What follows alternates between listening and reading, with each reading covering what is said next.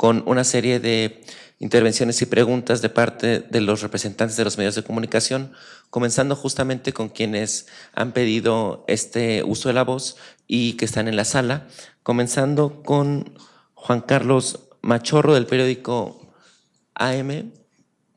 Buenos días. Sí, buenos días. Sí, se oye.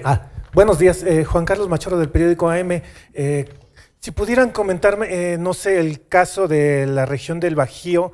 Ahorita comentó algunas cifras en el caso de entidades que han mostrado cifras no vistas, Campeche, Yucatán, Hidalgo. En el caso del Bajío, donde sabemos que está mucha población mudándose a esa región, Querétaro, Guanajuato, etcétera, y hay entidades que lamentablemente tienen mucha inseguridad como Guanajuato, pero hay otras que están muy bien, Querétaro, Aguascalientes.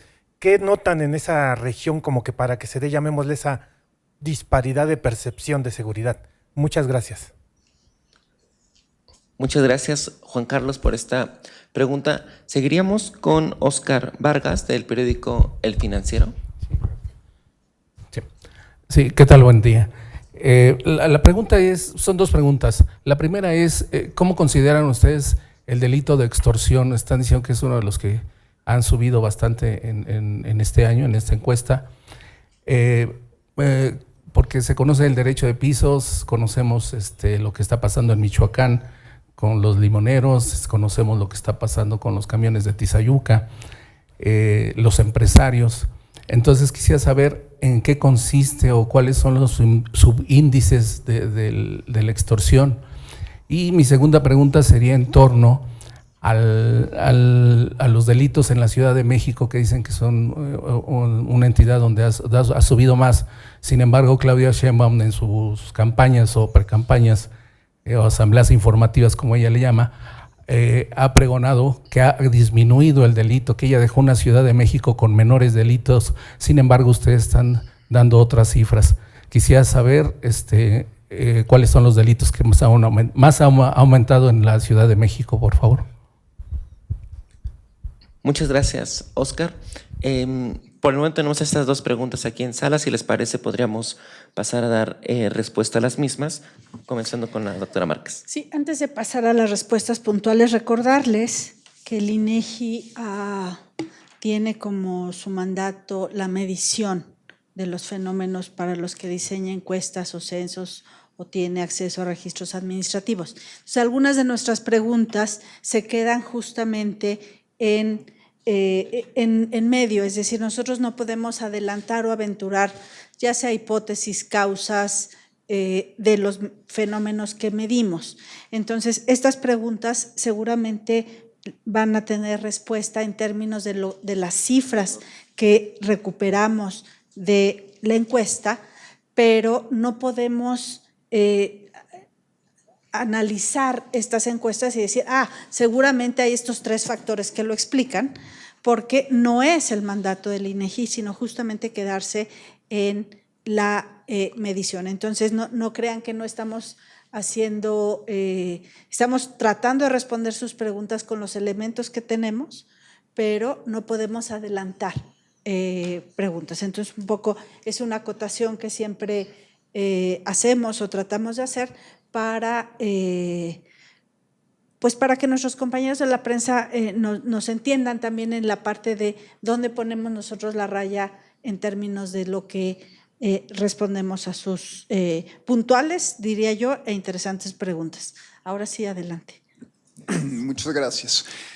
Sobre la respuesta o la pregunta sobre la prevalencia e incidencia del delito en el Bajío, es curioso, en Guanajuato, en 2022, tuvimos una prevalencia, es decir, víctimas por 100,000 habitantes de 17,726.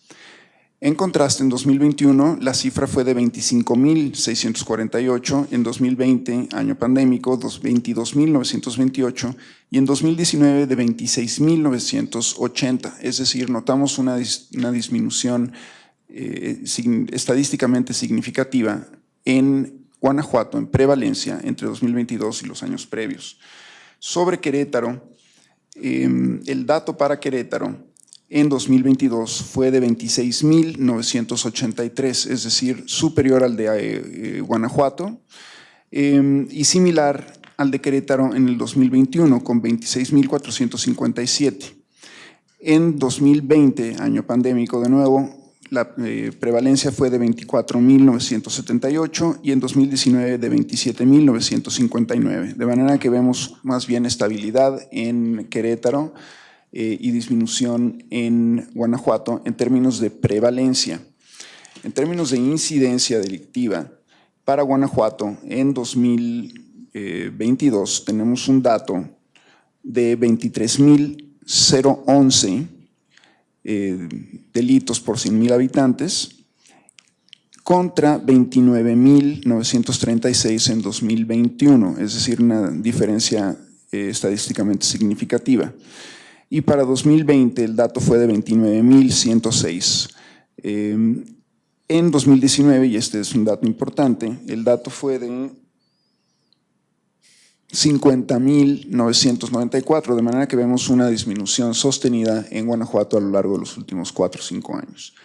Para Querétaro, el dato de incidencia delictiva en 2022 fue de 35.823, comparado con 31.617 en 2021, 31.664 en 2020, 36.034 en 2019. De manera que, aunque sí notamos una pequeña disminución entre 2019 y 2021, notamos un incremento en 2022. Y bueno, pues son siendo los 2 estados principales en el Bajío. Como ven, las tendencias son a la baja en general en prevalencia e incidencia para Guanajuato y estabilidad para Querétaro.